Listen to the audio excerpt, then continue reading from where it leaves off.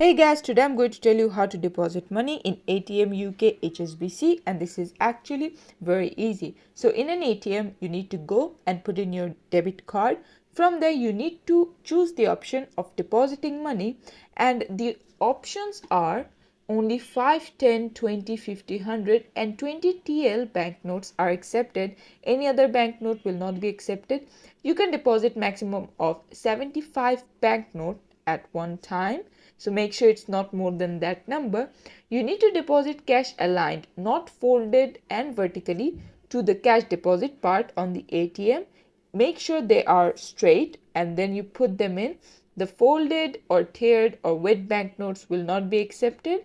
The daily customer limit to deposit cash and credit card debt is up to 50,000 TL, so make sure of that.